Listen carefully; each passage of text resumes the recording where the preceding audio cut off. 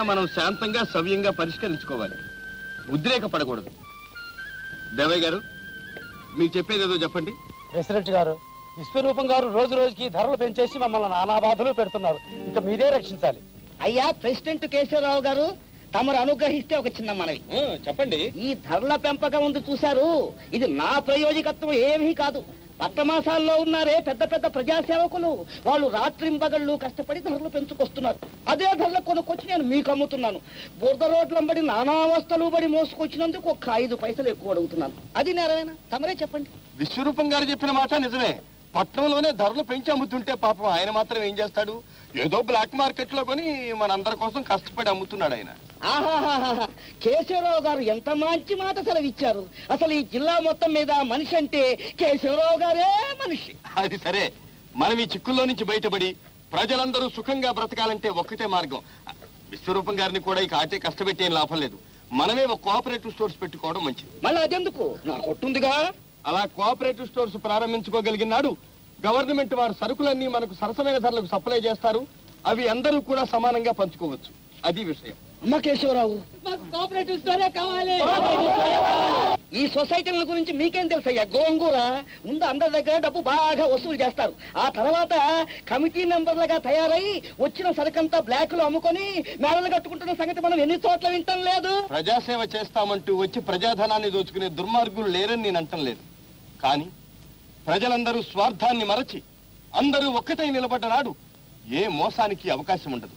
మన గ్రామం కూడా అభివృద్ధిలోకి వస్తుంది. అంతే. ఆ కంకరపాలెం ప్రెసిడెంట్ ఇలాగే కబుర్లు చెప్పి 10,000 రూపాయలు పకోడీల్లాగా తినేశాడు.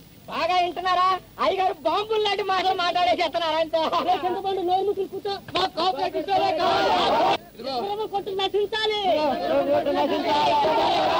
మీరు ఆగండి చెబుతాను. ఊళ్ళో పెద్ద మనుషులు పట్టుకొని మీరు ఇంత మాట్లాడతారా? బుద్ధుల్లో వాడేవాడు ఇక్కడ ఉండడు. మహాజన్లో రండి పోదాం. మాకు కోఆపరేటివ్ స్టోరే కావాలి. ఆ కోఆపరేటివ్ స్టోర్స్ పెట్టుకోవడానికి తూర్పు సందులో ఉన్న మా స్థలం గ్రామానికి ఇస్తున్నాను.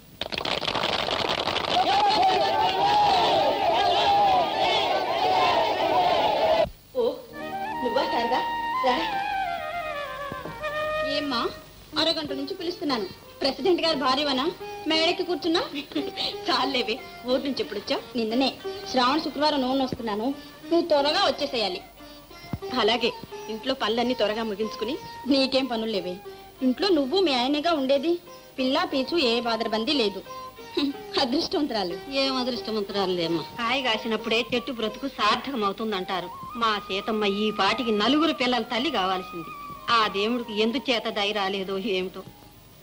చూడు సీతమ్మ, సంతాన గోపాల స్వామి గుడికి వెళ్ళి. అబ్బబ్బబ్బా, ఎక్కడికి వెళ్ళవసరం లేదు, నువ్వు ఊరుకో. ఉన్న 3 పిల్లలతో నేను అవస్థ పడుతున్నాను చాలదు. ఇంకా సీతకు కూడా ఎందుకు అవస్థ? 4 ఏళ్ల పాటు ఇలాగే సుఖంగా ఉండనివ్వు. వస్తాను సీత, ఇంకో చాలా మందిని పిలవాలి. ఉండు సరదా. లక్ష్మి,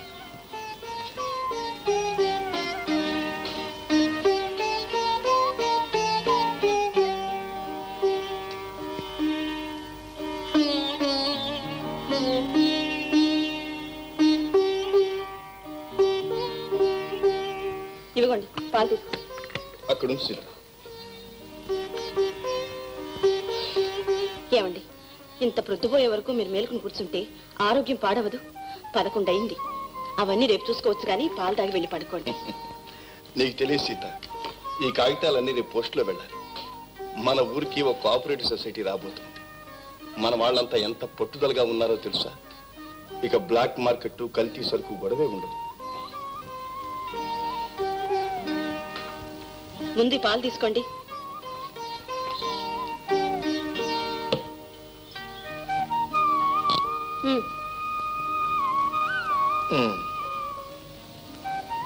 అన్నట్టు కాలేజీకి జీతం కట్టాలని రాశాడు కదా వేణు, డబ్బు పంపించారా?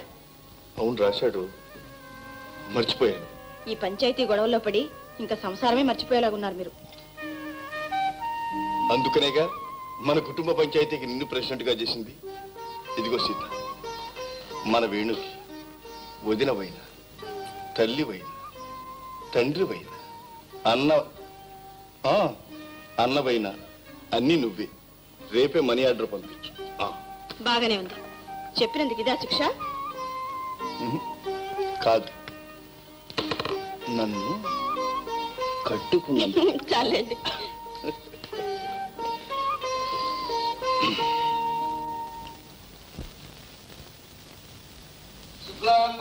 విష్ణు శశివర్ణం చతుర్భుజం ప్రసన్నవదనం ఛాయేత్ సర్వవిఘ్నోపశాంతయే. ఏం కావాల గోవిందయ్య? చాలా వంటాలు బోని బేరం వంటావదమా? దిక్కుమల్ల బేరం. కాసేపు ఉండవయ్యా. నీకేం కావాలమ్మా? 2 సార్లు బియ్యం. 2 సార్ల బియ్యం 4 రూపాయలు. అదేమిటయ్యా, కిందటి వారం 2 రూపాయలు పుచ్చుకున్నావుగా? క్రిందటి వారమే. ఈ వారం ధరలు పెరిగాయి. అవును, ఎప్పటికప్పుడు ధరలు పెంచేయమని పైనుంచి ఆర్డర్ వచ్చింది. నువ్వు అయినా మరి ఇంత దారుణమా విశ్వరూపం గారు? నన్నేం చేయమంటావయ్యా? ధరలు ఏమన్నా నా చేతిలో ఉన్నాయి కనుక నా అదుపులో పెట్టడానికి. పైన పెద్దవాళ్ళు పెంచేస్తున్నారు, మనం నోరు మూసుకొని ఊరుకుంటున్నాం. ఇంతకు మీకు కావాలా అక్కర్లేదా చెప్పండి? ఏం చేస్తాం కర్మ? ఇవ్వండి. చెవలయ్య 2 సేర్లు.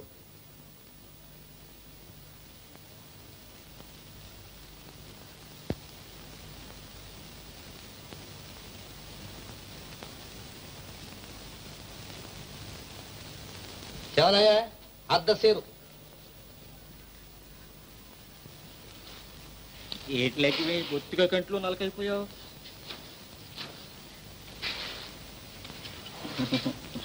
ఇంతోసేటి నోరు మూసుకుని పట్టుకెళ్ళ. అంతే, కొలతే ఇంకేయం కొసరు కోరొద్దన్నారంతే కొట్లోనూ. ఎవరు? కమిటీ నంబర్ గారా? నీకేం కావాలయ్యా? షేరు మినప్పయ్యా. సేరు మినప్ప 3 రూపాయలు. 3 రూపాయలు ఏమిటయ్యా? మినప్పయ్యా. ఇలా పెంచేస్తే మేము బ్రతికేదెట్టాగయ్యా? బాగుందయ్యా వరుస. ఊళ్ళో మన వాళ్ళంతా నానా బాధలు పడిపోతున్నారు. ఏదో చేతనైన సహాయం చేద్దామని జాలిపడి కొట్టు పెట్టినందుకు బాగా బుద్ధొచ్చేలాగా అడిగావయ్యా. ఈ రోజుల్లో మంచిని గురించి ఆలోచించేవాడి మూతి పళ్ళు రాలగొట్టాలి అన్నారు. కొంటే కొను, లేకుంటే పో. అవునులే, 10 మైళ్ళ చుట్టుపక్కల మరో కొట్టు లేదనే కానీ ధైర్యం. చాలేండి చెప్పొచ్చారు. ఇంకో కొట్టే ఉంటే మా అయ్యగారికి ధర చెప్తారేటి? సగానికి సగం తగ్గించేస్తారు. ఎవరయ్యా? నువ్వు నోరు పుసుకో, లోపలికి వెళ్ళు. వెళ్ళ నీ రాజరికం ఇంకెన్నాళ్ళు చూస్తానులే. ప్రెసిడెంట్ గారితో చెప్పి అంతే చెప్తాం. పదంగా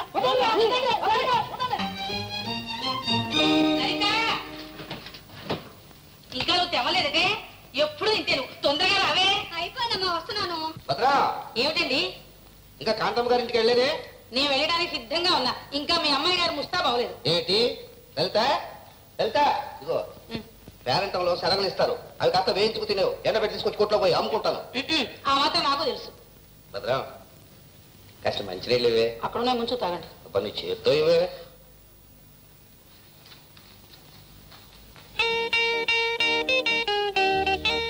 అన్నయ్య, ఇప్పుడేనా రావడం?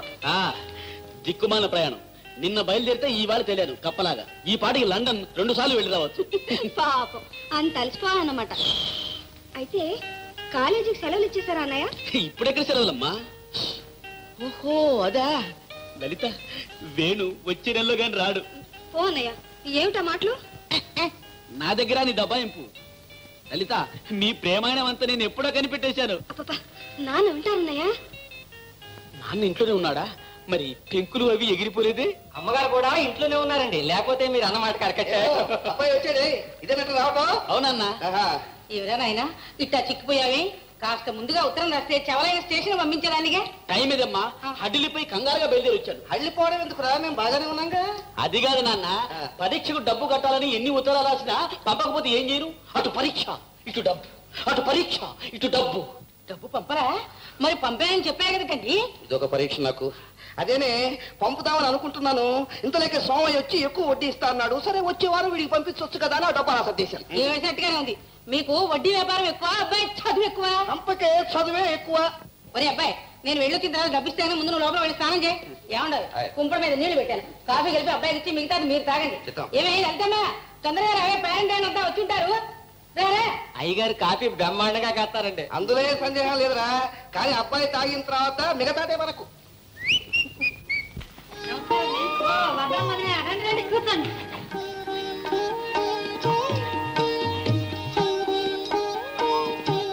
రామ్మ సీతమ్మారా, అమ్మాయి నీ కోసం ఎదురు చూస్తుంది.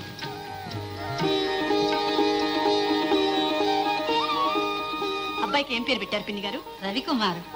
మంచి పేరు కదా నాన్న. రవి, చూడన్నా చూడమ్మా ఒకసారి ఒకసారి వచ్చావా సీత పెందలాడే రమ్మంటే ఇప్పుడా వచ్చేది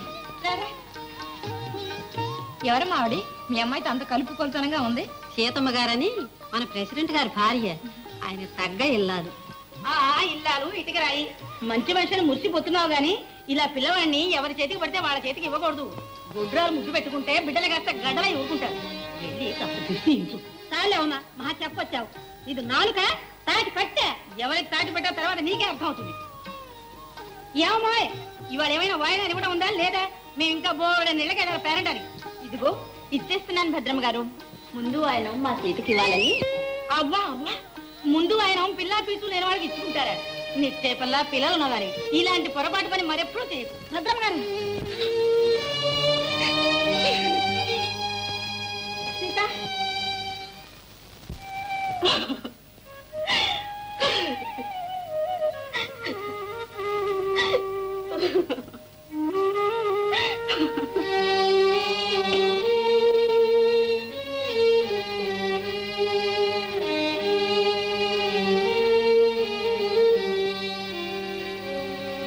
సీత ఏమిటిలా చీకట్లో కూర్చున్నావు లే సీత సీత ఏడుస్తున్నావా సీత సీత లక్ష్మి నాకంతా చెప్తే చచ్చ ఈ మాత్రానికి బాధపడితేనా విశ్వరూపం గారికి వారి భార్య గారికి మనల్ని ఆడిపోసుకోవటం తప్ప వేరే పని లేదు అసూయలతో కక్షలతో కుళ్ళిపోతున్న నీచులు వాళ్ళు వాళ్ళ మాటలు కూడా లెక్క చేస్తే అది కాదండి నాకు సంతానం లేకపోబట్టే కదా ఆవిడ ఆ మాట అనగలిగింది నేను జీవితంలో ఎప్పుడూ ఎవ్వరికీ ఏ ద్రోహము చేయలేదు మనస్ఫూర్తిగా భగవంతుడిని నమ్మి పూజించాను ఇంకా నన్ను ఎందుకు ఇలా పరీక్షిస్తున్నాడో నాకు అర్థం కావడం లేదు సీత ఇప్పుడంటే అన్నా ఇంకెప్పుడు పిల్లలు లేరు నన్ను వేణు నీ బిడ్డ కాదు కన్న ప్రేమ కంటే పెంచిన ప్రేమ గొప్పదంట 3 ఏళ్ల పసివాణ్ణి ఇచ్చారు తల్లి ప్రేమ కొరత లేకుండా చేశారు కంటికి రెప్పలా చూచి పెద్దవాణ్ణి చేశారు అంతలోనే మర్చిపోయావా లేదండి వేణు ఎప్పటికీ నా కొడుకే సీత సీత ఇదిగో వేణు రాసి ఉత్తరం వేణు రాశాడా ఎప్పుడొచ్చింది ప్రొద్దునొచ్చింది ఆఫీస్ గొడవలో ఎవడే మర్చిపోయాను కోపడకండి చదవండి చిరంజీవి వేణుకు మీ వదిన హృదయపూర్వకంగా ఆశీర్వదించి వ్రాయినది నీవు వ్రాసిన ఉత్తరం చూచి చెప్పలేని ఆనందం అనుభవించాను నిన్ను చూచి ఎన్నాళ్ళు అయినందున నా మనసు ఎంతో బాధపడుతూ ఉంది కంటికి దూరమైన కొడుకు గురించి కన్న తల్లి ఎంత తప్పించిపోతుందో నాకు ఈనాడు అర్థమవుతోంది కానీ నువ్వక్కడ కష్టపడి పెద్ద చదువు చదువుతున్నావనే ఆనందమే నన్ను అన్నిటినీ మరిపిస్తూ ఉంది పరీక్షలు చక్కగా వ్రాసి జయం పొంది వస్తావని ఆశిస్తున్నాను నీ రాక కోసం మీ వదిన 1000 కళ్ళతో ఎదురు చూస్తుందని మాత్రం మర్చిపోకు ఇట్లు మీ వదిన సీత